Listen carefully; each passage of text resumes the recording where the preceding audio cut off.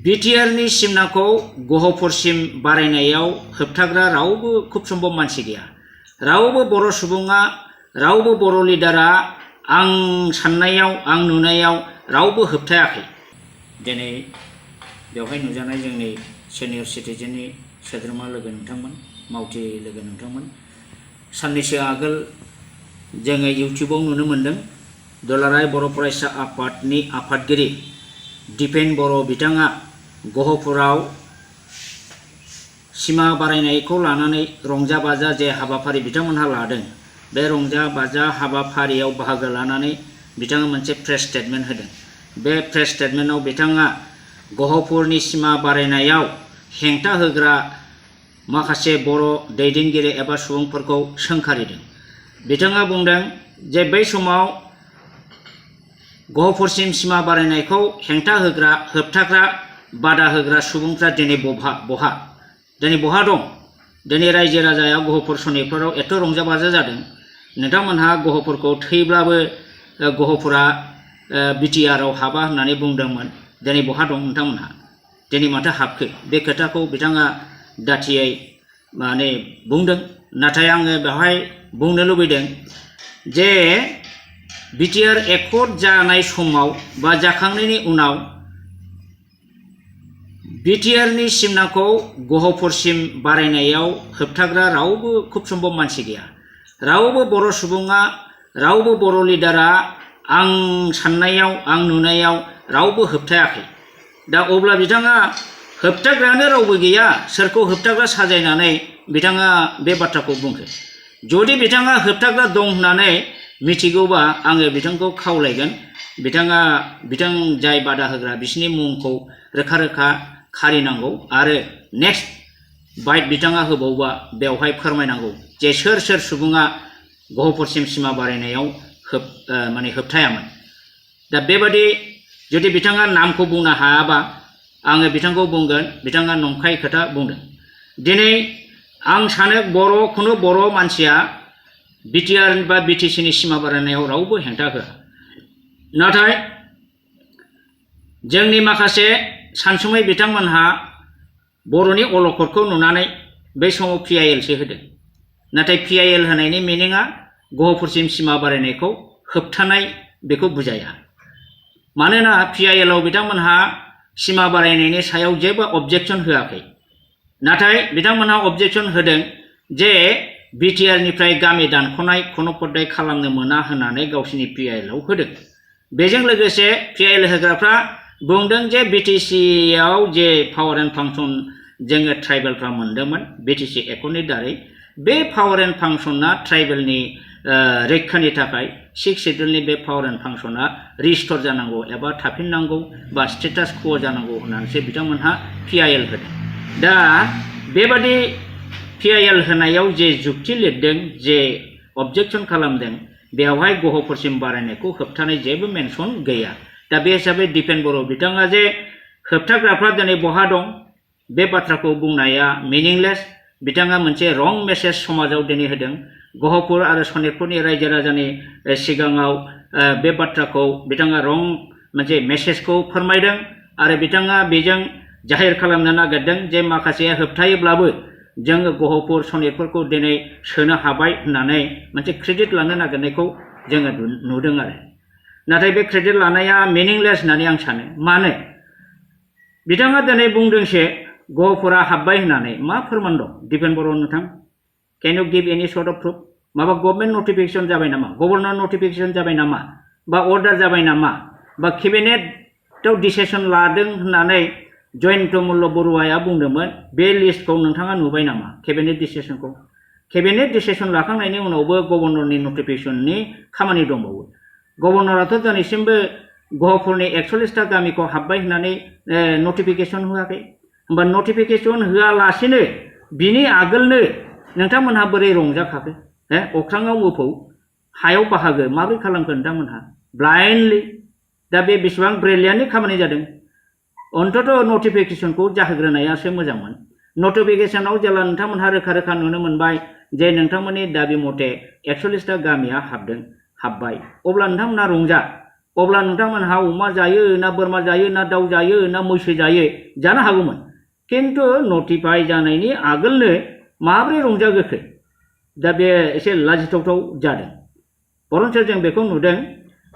दा without notification रंजाग्रोनाया बे गहपुर सनितपुराव जानाया फैगौ 2024 नि इलेक्शन केम्पेइनारिं मिटिं इलेक्शन केम्पेइननि मिटिं खालामनाय बादिसो जों नुदों आरो दिपेन बर' बिथाङा बुंदों जे 41टा गामिया माने कन्टिगिउवास जागोन बिटिआरआव कन्टिगिउवास हाबगोन आंहा सन्देह जादों जे सनितपुर आरो बिश्वनाथ बेसेबा गोलाव गोलाव जिल्ला दा बे बेसेबा गोलाव गोलाव जिल्ला जिअग्राफिकेल जेनेखि जों दा मेपाव नायोबा नुनो मोनो दा बेवहाय 41टा गामिया बिटिएडि दानि बिटिआरनि सिमा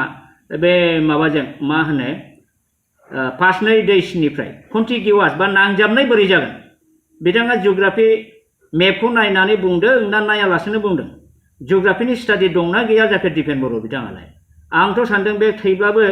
बे कन्टिगिउवास जाया बेयो निश्चय सेटेलाइट थाबैनो जागोन अब्लाबो बिथां दिपेन बर'खौ कन्टिगिउवास होननानै सोदोब बाहायबाय थानायखौ जोङो इउटिउबाव नुनो मोन्दों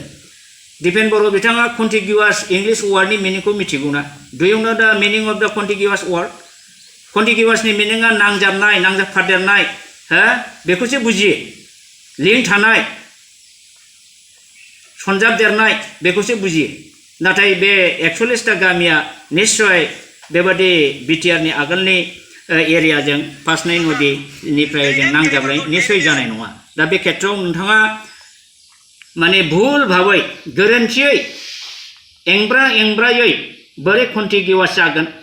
जागोन गहपुरा सनितपुरा मारै बुंनो हागोन आरो नोंथांमोननि बिनायाव दाखालिसो नोंसोरो 4 सेप्तेम्बराव आशिष भुटानी चेयारमेन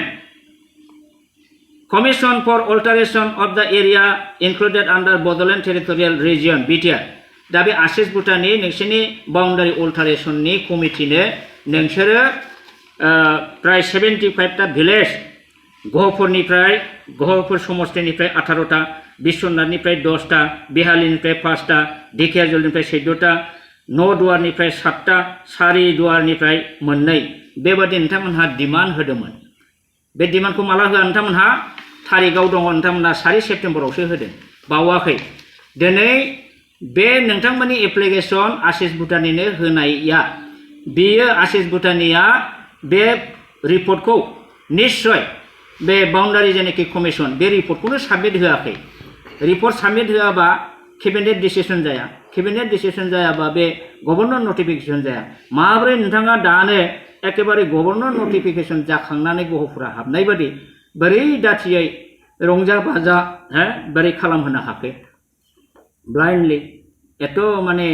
एडभान्सलि दा बेयो बेसेबां माने मेलेम गोनांनि खामानि जादों नोंथाङा माबा प्रमाण होनो हागोन नामा दिनै नोंथाङा माबा डकुमेन्ट्स देखायनो हागोन नामा आरो नोंथाङा जे कन्टिगिउवास होनबाय थादों बे कन्टिगिउवासखौ नोंथाङा मेप बोनानै खिन्थानो हागोन ना अन्नानै नोंथाङा हायोब्ला कन्टिगिउवास जाबाय जे पासनै नदीनिफ्राय ओरैबायदि सनितपुरा आरो ओरैबायदिया बिश्वनाथनि गहपुरसिम नोरै जाबाय होननानै मेप बोनानै खिन्थानायसाय कैन यू शो द जिअग्राफिकल map that the 41 villages included is contiguous नोंथाङा होनो हागोन नामा आं सानो नोंथाङा हानाय नङा खारन नोंथाङा जिअग्राफिनि नलेज गैयै बादि बाथ्रा बुंदों थांनाय 26 जानुवारियाव हिमन्त बिश्व शर्माया गावनि लेक्चाराव बुंदों 60टा गामिखौ बिटिआरआव सोनाय जासिगोन होननानै दा बेबादि हिसाबै बिटिआरनि 3 नं दफाया कार्यकरि जासिगोन होननानै बिथाङा डिक्लेयार होदों बिथांनि डिक्लेयार होनायानो इनाफ नङा दा जेब्लानाखि बियो बाउन्डारि कमिशननिफ्राय एप्रुभ जानानै बियो माने गभर्नर नटिफिकेशन जागोन अब्लासो जायो दिनै 26 जानुवारिनिफ्राय दिनै बेसेबां दिन जाखो दिनैसिमबो गभर्नमेन्ट माने गभर्नर नटिफिकेशन खालामना होनो हायाखै अब्ला नोंथाङा सानो नामा जे सोरबा लिडारा सीएमआ बा सोरबा जयन्त मल्लआ बरुवाया लेक्चाराव बुंब्लानो बेनो फाइनाल माबोरै साननो हायो नोंथाङा अफिसियेल प्रसिडियरखौ एसेबो मिथिया नामा जे उइदाउट गभर्नमेन्ट अर्डार लेटार सोरनिबा लेक्चार होनाया मिनिंलेस माने मीनिंलेस जेबो खामानियाव होआ बे आच्छा स्कुलनि बेलायाव लादो हिमन्त बिश्व शर्माया मा होनदोंमोन प्रमद बर'खौ 10टा कलेजखौ गभर्नमेन्ट खालामनो जेलानाखि प्रमद बर'आ बुङो बा रायजो राजाया जेला बियो जे बिटिआरआव 10टा कलेज प्रभिन्सियेलाइज खालामनांगौ दंमोन सार बेखौ खालामनांगौ এইটোতো प्रमद बर'यै কৰিব পাৰে होनदों दिनै हिमन्त बिश्व शर्माया प्रमद बर'नो 10टा कलेजखौ प्रभिन्सियेलाइज खालामनायनि दायित्व होलांबाय जे नोंथाङा हायो दिनै बे जाफुंदोंना दिपेन बर' 10टायाव गंसे प्रभिन्सियेलाइज खालामनो हायाखै होमब्ला खुगा बुंनायाव बेसेबां मिनिं थायो जेबो मिनिं थाया दिनै 60टा होनदोंमोन हिमन्त बिश्व शर्माया गहपुरनि सनितपुरनि 60टा गामिखौ सोगोन दिनै माने 41टाल' जाखो आरो नोंथांमोननि एग्रिमेन्टआव मा दं 3.1आव मा दंमोन 3.आव दंमोन नोंथांमोननि बिटिआर एकर्डआव जे contiguous villages to the present BTAD having majority Boro' tribal population will be included in the BTR होननाय दंमोन दा बेवहायबो नोंसोर बुंनो थांब्ला थगायजादों दिपेन बर' नोंथां गाज्रि मोननानै लाब गैया दा बे एकर्डखौ नोंथाङा नाय एकर्डखौ नायब्ला नुनो मोनगोन जे मेजरिटी बर' अर ट्राइबल माने पपुलेशन थानाय गामियानो हाबनांगौ होननानै बुंदोंमोन दा बिदिब्ला माब्रैहाय मेजरिटीआव 100% 90% 80% बर' बा ट्राइबल थानायाल' बोरै मेजरिटी जादों what is the meaning of majority मेजरिटीखौ हिमन्त बिश्व शर्मा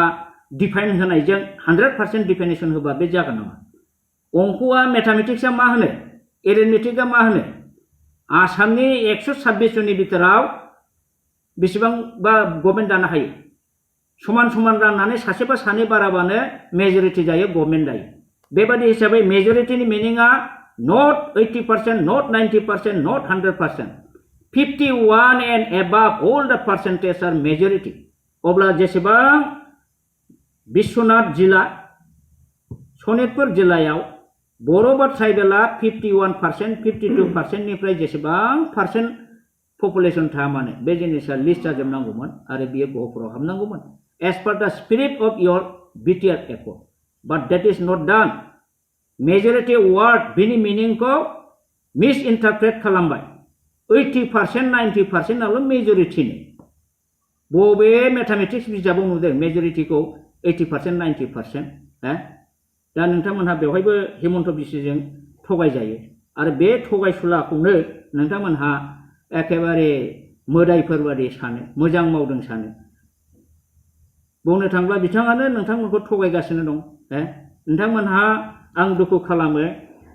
जाथिनि थैनाय थांनायखौ सानग्रा आफाद दुलाराय बर' फरायसा आफाद जोंबो सानसे समाव दुलाराय बर' फरायसा आफादनि खामानि मावदों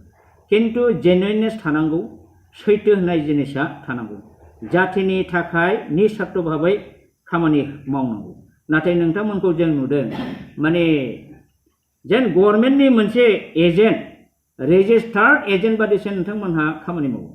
माने हिमन्त मोनहा बा आसाम गभर्नमेन्टआ जेरै डिक्टेट होयो जेरै डिक्टेसन होयो ओरै नोंथांमोनहा मावगासिनो दं नंखायनो जों नुनो मोनदों दुलाराय बर' फरायसा आफादा बर'नि फरायसा आफाद नंगौना नंला एसे सन्देहजनक माने बेखौ मोनसे पलिटिकेल माने गभर्नमेन्टनि एजेन्ट बादि जों नुनो मोनदों डिजिटेल बड' निउसनिफ्राय गासैखौबो खुलुमनाय आरो बरायनाय बावहरनाय जाबाय मदद आरो हेफाजाबनि नोजोरजों नोंथांमोननि सेराव दं डिजिटेल बड' निउस वेब पर्टेल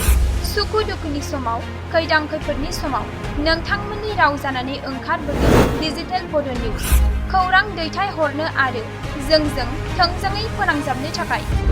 जानबुं नं 6901559919 उदां आरो सैथो खौरां फोसावनायनि थांखिजों नोंथांमोननि सेराव दं डिजिटेल बड' निउस